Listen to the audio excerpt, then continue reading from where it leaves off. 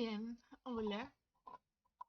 Hola chicos, chicas. Buenos días, buenas tardes, buenas noches.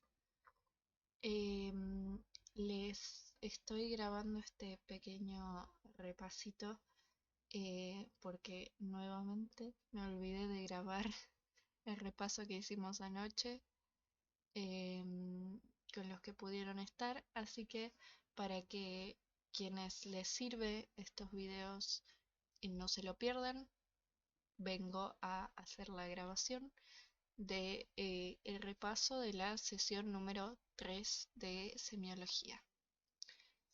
Bien, estuvimos viendo más que nada la vez pasada la sesión 2, tocamos un poquito la sesión 3, pero muy por arriba, así que venimos un poquito a meternos de lleno en eso. Entonces, vimos más que nada conceptos de semiología y semiótica, que es donde empezamos a diferenciar las teorías de Saussure y de Peirce. Recordemos que ambos conceptos nacen de la idea de una ciencia que analiza o explica los signos, pero la semiología de Saussure tiene más que ver con los procesos comunicativos, con lo social, con lo psíquico de la persona que ve el signo y lo interpreta en su cabeza. Y la semiótica de Peirce tiene más que ver con un lado más científico, más lógico de ver a los signos. Tiene como ese lado más analítico de forma formal, digamos, hacia la composición de los signos. Entonces, vamos a definir, antes de definir qué son los signos, vamos a hacer una aclaración sobre la semiosis para Peirce y sobre los dos tipos de semiosis que él menciona. Entonces, para Peirce, la semiosis es un proceso por el cual un signo se va a relacionar con nuevos procesos semióticos. Es decir, nosotros cuando establecemos una conversación o decimos un argumento, por ejemplo en un juicio, cuando hay que defender a un acusado y el acusado tiene su defensa y todo eso, por dar un ejemplo, pero hay millones más, como una conversación entre madre e hijo, entre profesor-alumno, entre amigos, todo lo que tenga que ver con la comunicación tiene un proceso semiótico por el cual los signos se van conectando entre ellos para formar eh, argumentos, oraciones y todo eso. Entonces Peirce dice que la semiosis es ese proceso por el cual se van conectando esos signos y van generando nuevos procesos semióticos. Los procesos semióticos como esa cadena de signos, digamos, ¿no?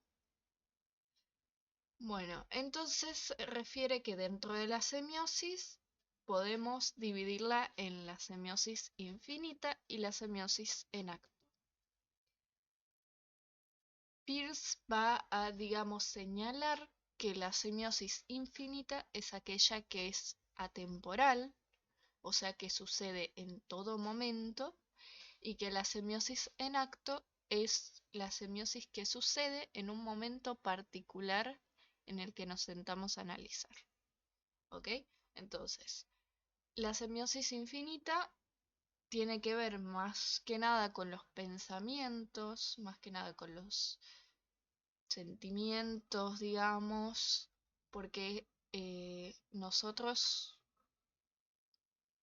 infinitamente estamos pensando, estamos generando nuevas ideas, y él va a hablar como de una posibilidad de semiosis que sucede todo el tiempo.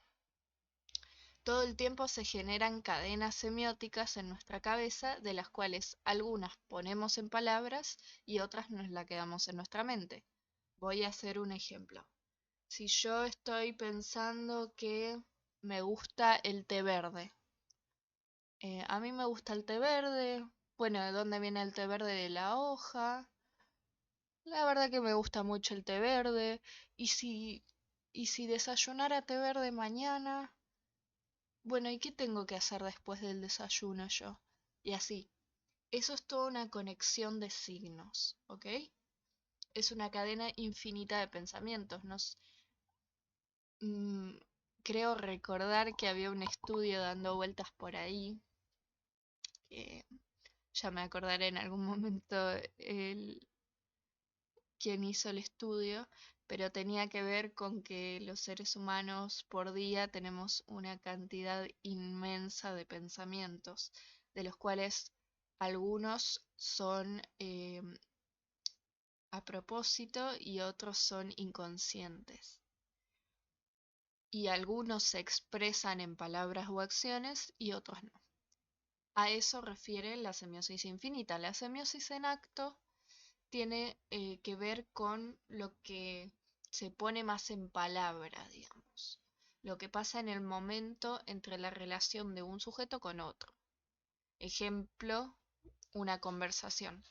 Cuando estamos haciendo una conversación con otra persona, en algún momento esa cadena de signos que nosotros estamos creando para explicarle algo a alguien o para decirle algo a alguien, en algún momento tiene que terminar para darle el espacio al otro de que responda. A eso refiere la semiosis en acto, porque quiere decir que es finita, que en algún momento termina.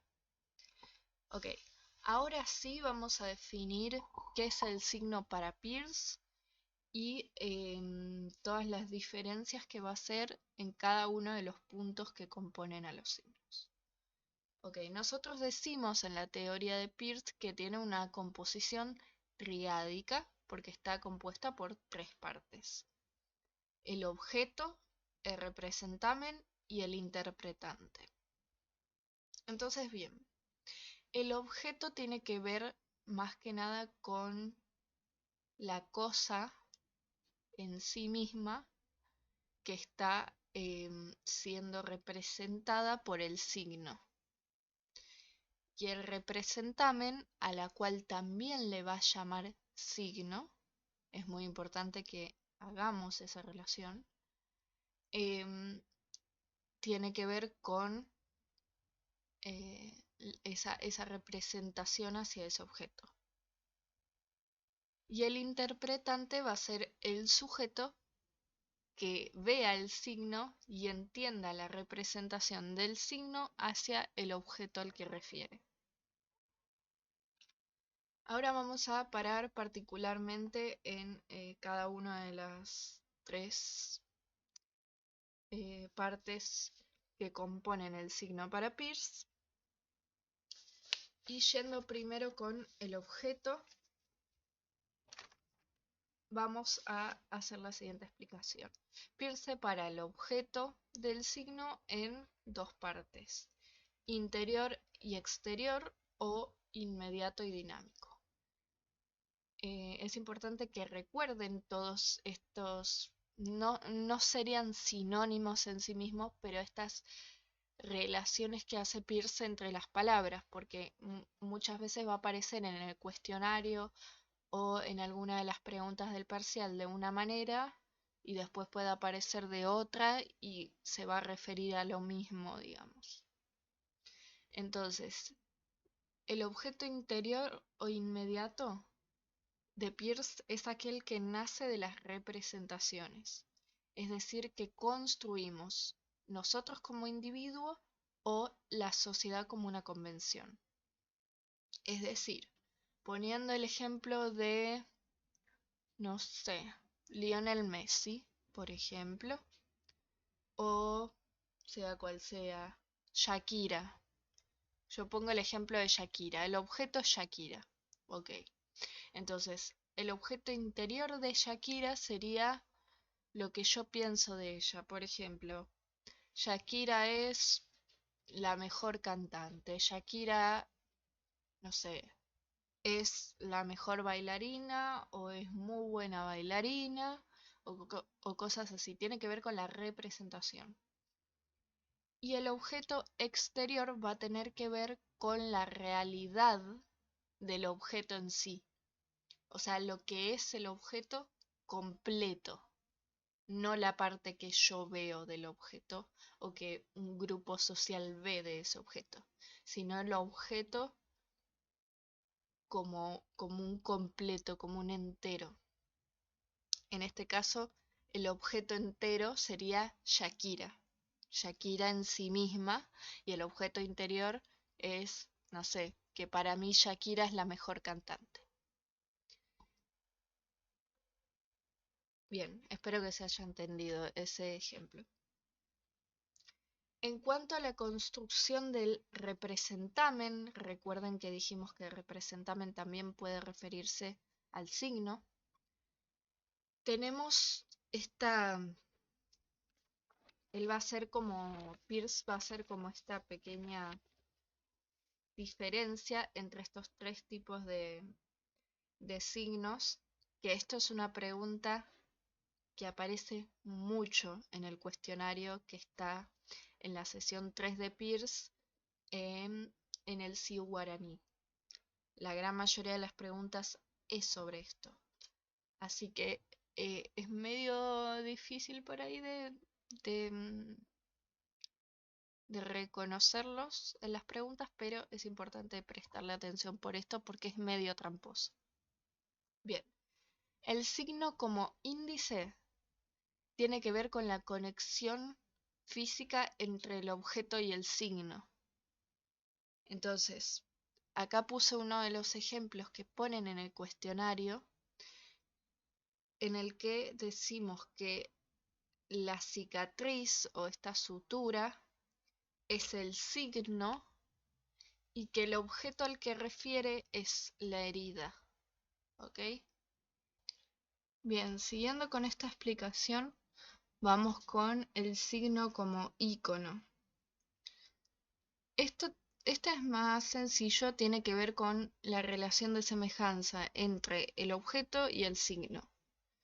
Este es fácil de relacionar, porque cuando nosotros vemos un signo que es un icono, siempre vamos a encontrar una relación entre ese icono que estamos viendo y el objeto real. En este caso yo puse otro ejemplo que se da también en el cuestionario, que es el signo de no fumar. Es muy evidente que nosotros vemos la forma del cigarrillo. Tiene una semejanza con el objeto al que refiere, que es el cigarrillo o la acción de fumar. En cuanto al signo como símbolo, tiene que ver con una clase o un tipo de objetos. Cuando nosotros vemos estos símbolos, nosotros tenemos por construcción social, por convención, por hábito o por ley, la relación mental entre ese símbolo que estamos viendo y una clase de objetos. En este caso yo puse un símbolo que alude a la peluquería. Dentro de la peluquería tenemos, no sé, el objeto de las tijeras, el objeto de la mujer que se está por cortar el pelo, el objeto de el peine, el objeto de el pelo, todo eso. ¿Se entiende? Bien. Luego, pasando al interpretante, este dijimos que era el sujeto que interpreta el signo, el sujeto que ve el signo y en su cabeza hace la relación del signo y el objeto. Acá Peirce va a hacer una división triádica de este interpretante y va a decir que es inmediato, dinámico o final o normal. Dentro del interpretante inmediato decimos que es el concepto o significado y tiene que ver con la primera imagen o la primera impresión que nosotros tenemos de un signo. Vamos a hacer el ejemplo de cuando vemos, no sé, un colibrí que está volando libre. El primer sentimiento que nos puede dar es quizás la libertad del colibrí, esa sensación eh, de algo que es libre y que vuela sin límites en la naturaleza, y que es lindo, que es ligero, que es etéreo. El interpretante dinámico tiene que ver con lo que nace luego de esa primera impresión y es la conexión más profunda entre ese signo que vemos y la persona que lo está interpretando. Siguiendo con el ejemplo del colibrí, podría ser, eh,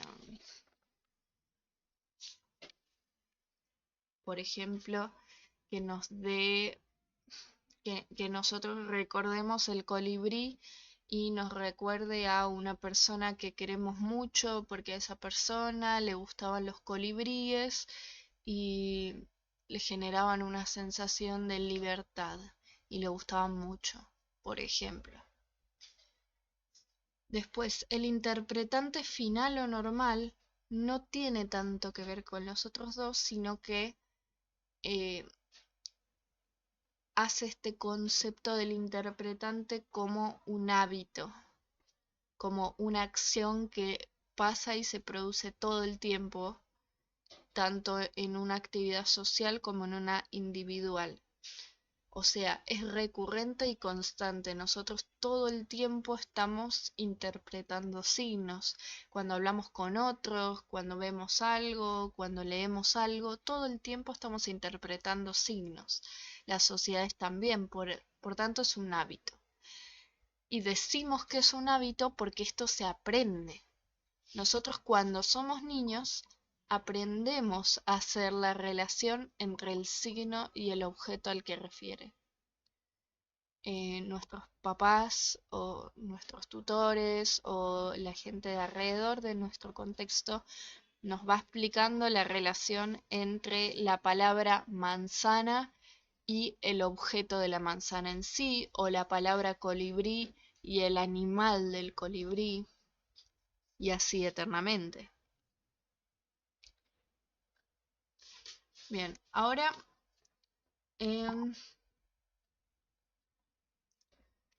esto tiene un poquito que ver con lo anterior, es parecido, y es el nivel de experiencia que presenta Peirce. Él dice que nosotros vamos a tener como 3 escalones de experiencia, por así decirlo, al ver un signo. Vamos a tener la primeridad, la segundidad y la terceridad. La primeridad es parecido a la anterior, dijimos que era la primera impresión que tenemos de la relación con el signo. Es decir, es ese primer sentimiento que tenemos al ver un signo. Acá puse un ejemplo que saqué de un video que explicaba este tema de una forma un poquito más enroscada, pero estaba bueno. Y decidí poner el ejemplo porque si bien es un poquito enroscado, puede ayudar a comprenderlo en contextos no tan fáciles. Hablamos de el objeto en sí como un papel de color rojo. Entonces decimos que la primeridad es ese sentimiento de rojidad que da. ¿Por qué? Porque el papel es rojo y el color rojo nos da un sentimiento, nos da una sensación que nosotros asociamos a ese color. Entonces decimos que es una rojidad lo que nos causa, por así decirlo. Después diremos si, por ejemplo, es enojo, si, por ejemplo, es pasión, si es energía, si es peligro, todo lo que asociamos a ese color. La segundidad tiene que ver con la primeridad, pero con relación a la parte real del objeto.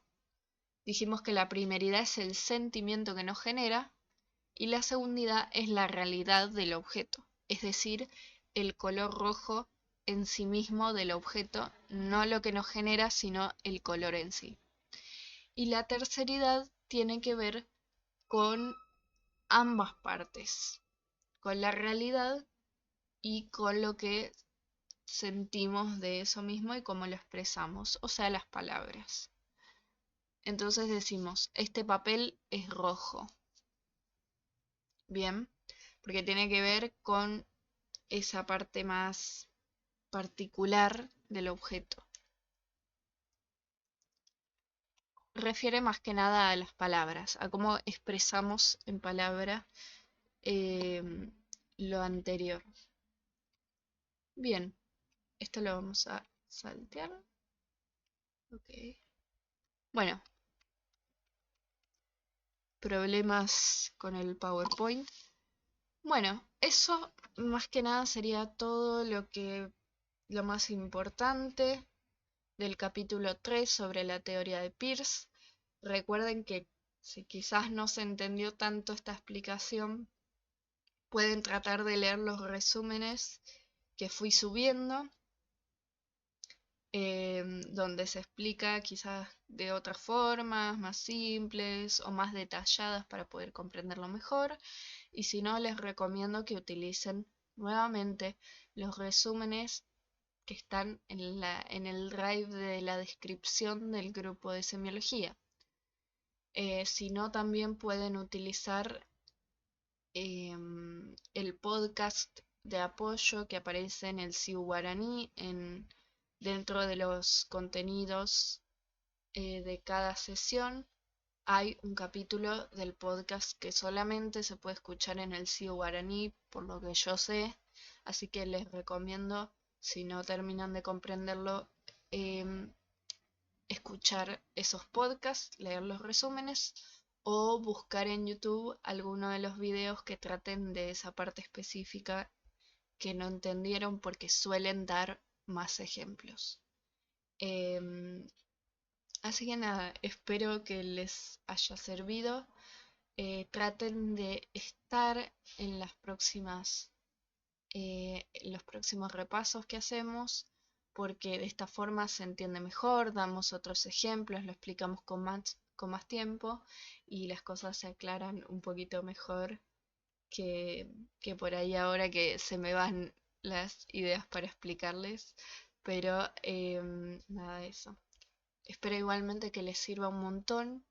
Mucha suerte, les deseo mucho amor, que les vaya muy bien y, y nada. Nos vemos en los siguientes repasos. Chao, chao.